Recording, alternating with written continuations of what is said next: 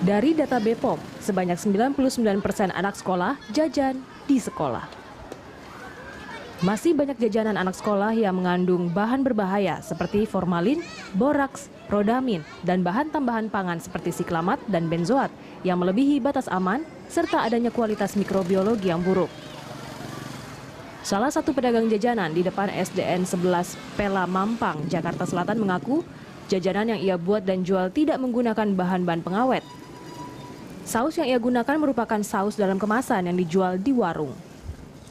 Ya, bapaknya biasa aja yang gini aja, nggak ada bahan yang berbahaya lah. Nggak ada ya? Nggak ada. Kalau untuk sausnya Macam-macam. sendiri Pak, itu terbuatnya dari gimana?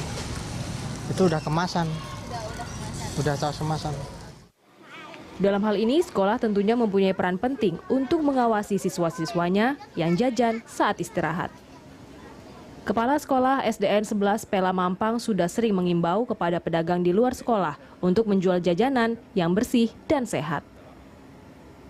Namun begitu, kepala sekolah juga mengaku tidak dapat melarang siswa 100% untuk tidak jajan di luar sekolah. Salah satu cara yang dilakukan oleh para guru dalam mengawasi anak didiknya agar tidak jajan sembarangan adalah dengan mengimbau untuk membawa makanan sendiri dari rumah setiap Rabu dan Sabtu. Kepada teman-teman yang dagang di luar, boleh saja dagang, tetapi membantu kami karena boleh saya bilang kemarin ke para pedagang ya saling membantulah take and give, bahwa mereka juga nyari nafkah, sementara kami harus melindungi anak untuk tetap bersifat higienis gitu. Itu sering bahkan saya sering ngobrol sama tukang-tukang itu kalau sore supaya tolong bantu jaga kebersihan aja, yang kedua jaga kebersihan makanan karena kalau anak kami sehat kan jajan juga sering jadi begitu, jadi ada imbal baliknya gitu. Pak, sebelumnya ada pendidikan khusus nggak nih Pak untuk anak-anak untuk nggak jajan sembarangan? Secara spesifik tidak ada, tapi masuk dalam pelajaran.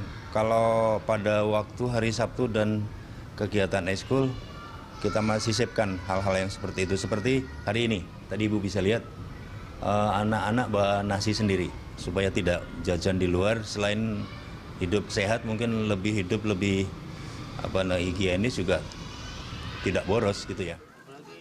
Selain sekolah, orang tualah yang paling berperan penting dalam pengawasan anaknya dalam membeli jajanan. Orang tua dapat memberikan pengertian kepada anak apa dampak jika membeli jajanan sembarangan. Namun, salah satu orang tua mengaku sulit untuk melarang anaknya jajan di sekolah. Ada baiknya sih emang lebih baik ngasih bekal dari rumah, nih makanan nanti di ini gitu. Tapi kan namanya anak-anak tetap aja Mbak ada yang nyolong-nyolong deh tuh kalau ibunya nggak nungguin. Biasanya kan beli walaupun cuma sekali 2 kali, kayak gitu aja sih. Cara Mbak untuk menjaga anak gimana? Kalau itu sih aku paling ngasih tahu nih dia kalau makan ini entah takutnya nanti jadi batuk apa segala macam. Untungnya sih anak aku sih sedikit-dikit ngerti gitu kalau dikasih tahu sama ibunya, kayak gitu aja sih.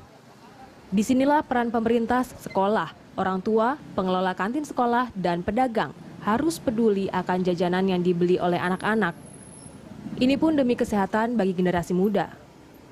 Sadrina Evanalia, Manai Sobirin, Berita 1, Jakarta. Survei Badan Pengawas Obat dan Makanan BPOM menunjukkan 99% anak sekolah jajan di sekolah.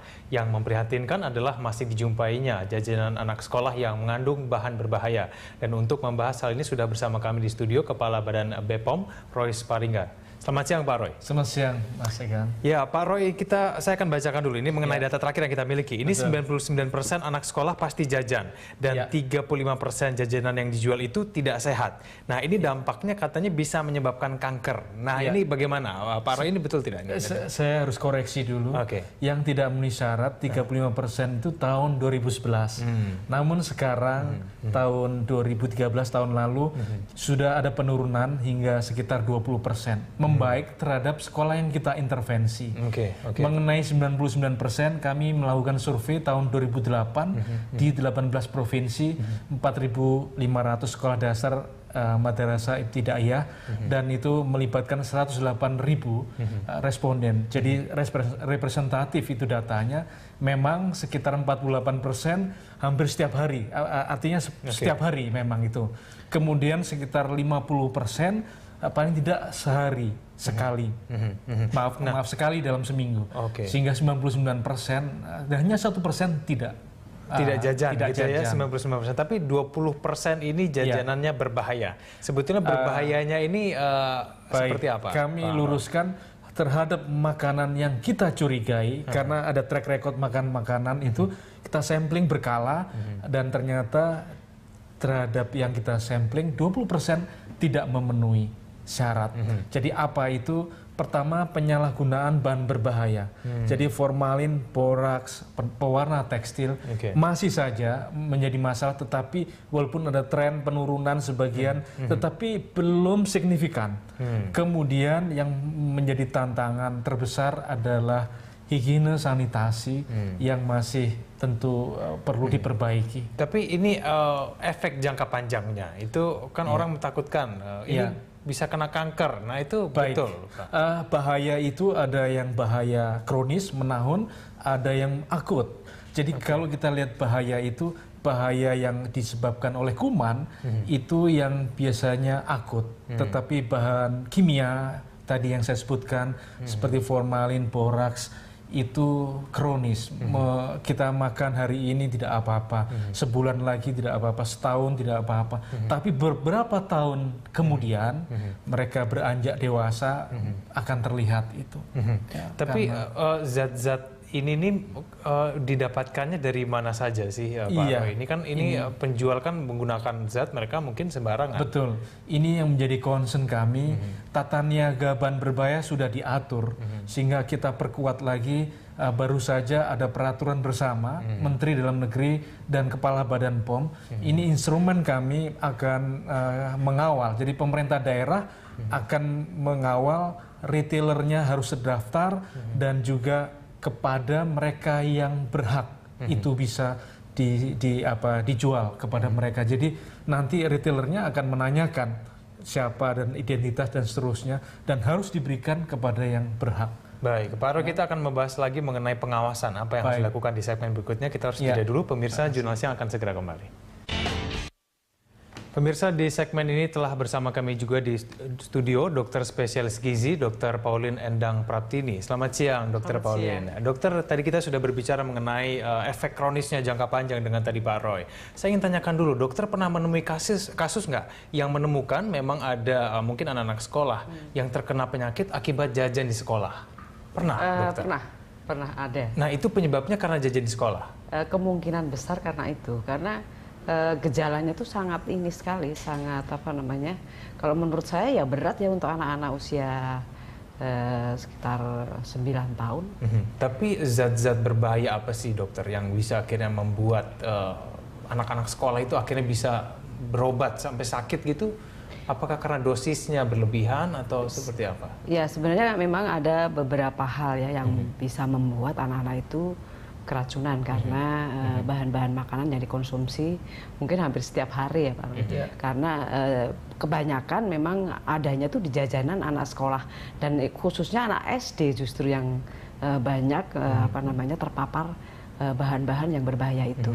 Adakah makanan-makanan tertentu mungkin dokter yang Anda temui dan Anda tanyakan yang mereka bilang makanan ini yang paling sering saya konsumsi, dan itu mungkin menjadi timbul dugaan, dokter, oh jangan-jangan makanan ini itu makanan apa ya, dok? Kalau di anak-anak itu yang saya sering lihat itu kan memang makanannya itu kan makanan-makanan yang unik-unik gitu ya. Misalnya contohnya kayak cilok gitu ya. Seperti cilok itu kan makanan yang seperti bakso itu kan, yang dia memang dibuat dari tepung. Kemudian dia butuh tambahan yang membuat makanan itu menjadi kenyal. Itu borak biasanya yang ditambahkan itu. Dan biasanya kalau orang-orang penjual-penjual, pedagang-pedagang kaki lima itu, mereka kan tidak tahu secara persis ya seberapa banyak sih harusnya ditambahkan gitu dalam makanan itu untuk sebagai penyal yang aman, yang seperti itu. Kalau borak jelas tidak aman, jelas itu dan tidak boleh digunakan.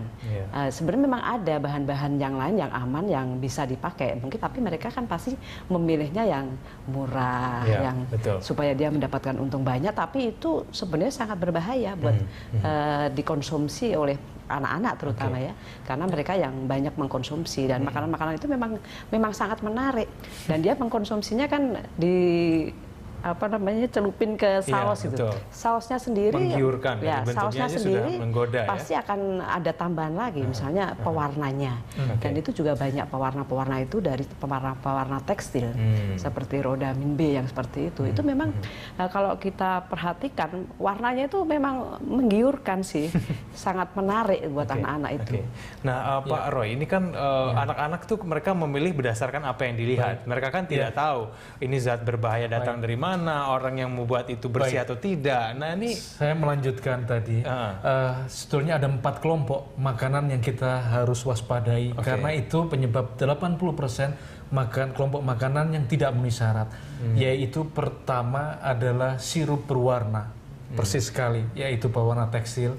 Kedua, es, minuman es. Jadi esnya ini ternyata bukan food grade. Waduh, kalau jadi esnya favorit nih biasanya. Es balok, ya es baloknya atau butir-butir ternyata bukan dari sumber air yang betul memenuhi syarat. Jadi ini juga concern mikrobiologis. Jadi ini juga. Dan ketiga adalah jelly agar, ya. Dan keempat bakso. Jadi banyak penyalahgunaan bahan berbahaya. 4 kelompok makanan ini dari tahun ke tahun sama. Jadi yang 2 pertama tadi yaitu es dan sirup berwarna itu tinggi sekali frekuensinya. Baru disusul 2 terakhir. Jadi ini 4 kelompok ini 80%. Kalau kita sudah menyelesaikan 4 kelompok ini 80% bisa kita singkirkan. Nah, ini tantangannya. Jadi kita dalam mengawasi bukan hanya di komunitas sekolah, pasokan makanan yang masuk ke sekolah harus kita awasi. Untuk itu Badan POM bersama Balai POM dengan Dinas Kesehatan dan juga pemerintah daerah, Dinas Perindak dan sebagainya harus bekerjasama memastikan pasokan yang masuk ke sekolah harus dibenahi juga. Tidak bisa dibiarkan saja itu komunitas. Oke, baik. Saya akan tanyakan juga nanti ke dokter bagaimana orang tua bisa mendidik anaknya supaya mereka bisa membedakan mana makanan yang sehat dan mana yang tidak. Namun di segmen berikutnya, pemirsa jurnalisnya akan segera kembali. Pemirsa, banyak siswa yang masih membeli jajanan di luar sekolah, namun ada siswa yang dibekali makanan dari rumah oleh orang tuanya. Dan berikut pendapat anak-anak SDN 11 Pela Mampang terkait dengan jajanan yang sering mereka beli. Pak, Dava sering jajan di kantin depan, apa di kantin sini, apa bawa dari rumah? Kantin sini. Sorry, kenapa? Enggak di sini. Enak. Enak. Bersih nggak sih jajanannya? Bersih. Tapi kalau di luar sering? Sering. Agak. Kalau di depan bersih nggak sih menurut Rehat? Enggak. Kenapa? Kotor.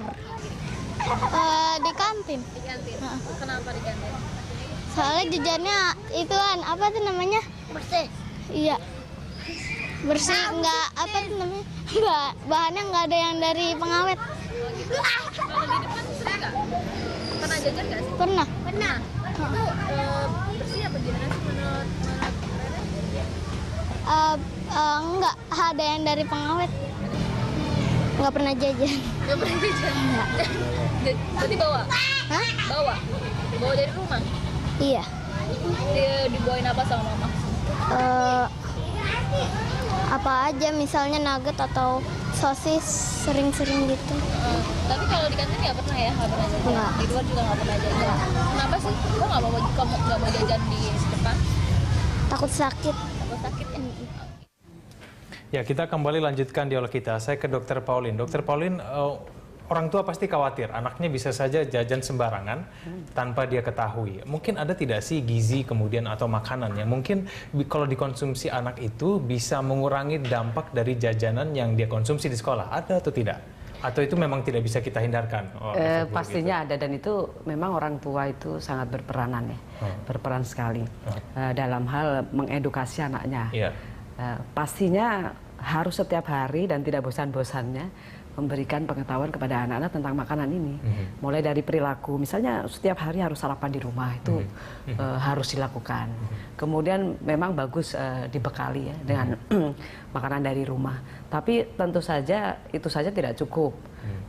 Perlu lagi ada tambahan-tambahan edukasi. Mungkin pada saat jalan-jalan ke mall belanja-belanja, dia juga harus memberikan edukasi kepada anak-anak bahwa ini contoh jajanan yang sehat. ini contoh jajanan yang tidak sehat, itu harus dijelaskan kepada anak-anak sehingga mereka itu benar-benar memahami. Kalau sudah seperti itu, walaupun tidak didampingi orang tua pun, katakan di sekolah, orang tua tidak akan was-was karena mereka sudah tahu. Seperti itu. Nah, kalau misalnya memang terpaksa harus jajan nih, mungkin ada tidak sih kalau menurut pengamatan dokter ini makanan yang mungkin paling kecil lah nih kemungkinannya untuk terkena penyakit gitu ataupun tidak higienis, itu ada tidak, Dok? Ada, pasti ada. Contohnya misalnya makanan itu harus makanan yang kondisinya tuh dimasak di situ, misalnya contohnya makan soto misalnya seperti itu ya, soto nasi soto misalnya itu kan biasanya dimasak di situ dan kuahnya mendidih, kita tahu persis yang seperti itu.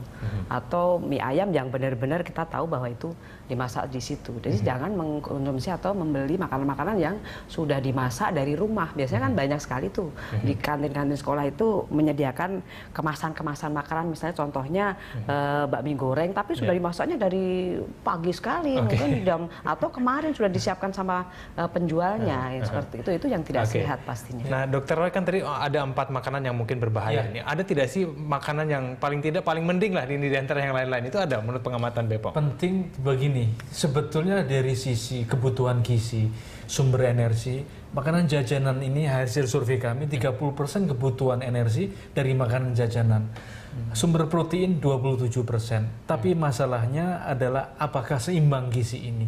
Tapi dari sisi keamanan yang kami sampaikan tadi, bahwa tahun lalu itu 20% tidak memenuhi syarat.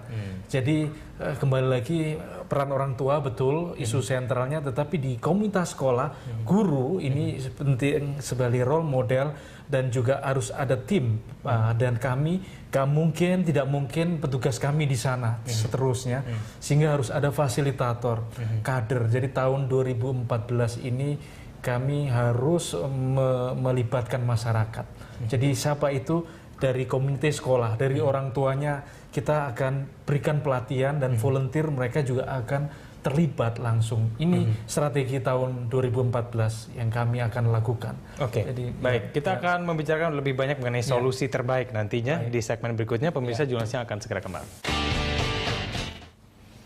Ya, kita kembali lanjutkan dialog kita. Saya ke Dr. Pauline. Dr. Pauline tadi menyinggung mengenai perubahan perilaku. Nah, ini anak-anak kan kadang-kadang seperti yang dokter bilang tadi, beli jajanan yang menarik perhatian mereka, yang kelihatannya paling enak begitu. Nah, kira-kira menurut dokter ini bagaimana sih kita supaya menanamkan budaya hidup sehat? Paling tidak supaya mereka tidak berjajan. Mereka mengetahui gizinya itu buruk buat dia, itu bagaimana caranya, dokter, untuk anak-anak? Ya, kalau untuk anak sekolah pasti edukasi itu nomor 1. Dan edukasi itu pastinya tidak hanya katakan BPOM saja yang bergerak, tapi juga semua harus terpadu ini dari Dinas Pendidikan dan Kebudayaan itu harus selalu tuh, karena di situ sangat berperan. UKS tadi dibilang sudah nggak ada, itu sebenarnya sangat penting sekali dan itu peranannya luar biasa UKS itu. Kemudian mungkin perlu juga dipasang-pasang poster-poster yang menarik di sekolah-sekolah itu yang mengenai jajanan yang sehat yang mana, yang tidak sehat yang mana, yang seperti itu sebenarnya menarik juga untuk anak-anak lebih bisa mengingat gitu ya. Kalau dia setiap hari dia melihat poster itu di sekolah, pasti ya itu akan membuat mereka juga akan merubah. Oke, banyak juga menyarankan bahwa mungkin mereka lebih baik sarapan di rumah. Ini mungkin untuk mengurangi jajanan di luar. Nah, mungkin Dokter Pauline ini punya menu paling tidak yang bisa membuat mereka itu tidak cepat lapar, atau mungkin mereka bisa menghindari jajan di luar. Itu menu sarapan pagi seperti apa ya, dokter? Ya, kalau menu sarapan pagi memang biasanya anak-anak itu kan pagi-pagi untuk makan berat kan agak susah ya. Sebenarnya kalau untuk sarapan pagi, misalnya minum susu 1 gelas ditambah dengan roti atau burger yang bikinan sendiri dari orang tuanya, itu pun sebenarnya cukup untuk sarapan pagi. Tapi tentu saja di jam-jam istirahat mereka kan butuh juga makanan gitu. Dan itu bisa dibawain dari rumah.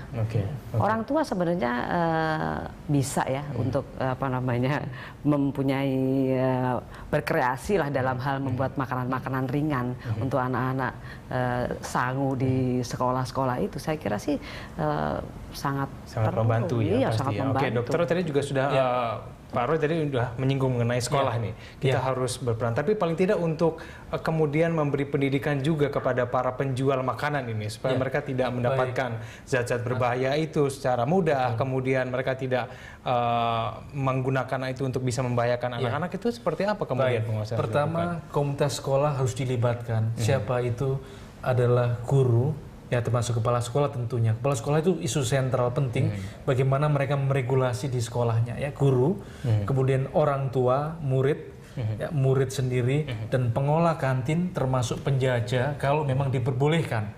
Ini mereka harus bersama-sama mempunyai komitmen bagaimana melakukan pengawasan mandiri. Dari kami tentu memberikan edukasi. Jadi ini penting bagaimana mereka terus bergerak, memang butuh fasilitator. Bagaimana memelihara agar program pengawasan itu bergerak terus maju dan perlu dikembangkan social enforcement. Maknanya adalah kita jadi konsumen, murid diberitahu ini yang benar, yang bagus, bersih dan seterusnya. Dan mereka akan melihat sendiri dan tentu tidak akan dibeli kalau dia tidak bersih atau menggunakan penyalahgunaan bahan berbahaya. Bisa dikit, ada test kit di sana, diuji langsung. Dan itu sudah kita lakukan. Jadi, tapi BPOM punya program ya untuk mengunjungi ke sekolah-sekolah gitu untuk mengecek begitu ada? Iya, jadi kami punya Balai POM seluruh Indonesia, tetapi permasalahannya adalah terbatas di kota-kota, ibu kota provinsi, kabupaten, kota besar. Nah, yang masuk ke desa ini memang agak sulit karena jangkauannya. Maka tahun ini kita punya program namanya Food Safety Masuk Desa. Jadi kerjasama dengan pemerintah daerah, beberapa desa, dan itu menjadi model bisa direplikasi. Jadi itu yang kita lakukan sekarang dan tentu pasokan yang masuk ke sekolah harus kita awasi di hulunya. Gitu. Berarti memang intinya ini orang tua, orang-orang di rumah ini harus bisa mengubah perilaku anak-anak untuk tidak berjajan lagi di luar begitu ya. Baik, Pak Roy dan juga Dr. Pauline, menarik sekali perbincangan kita, namun kita harus mengakhiri. Terima kasih. Pak Roy, terima kasih juga Dr. Pauline telah hadir bersama kami.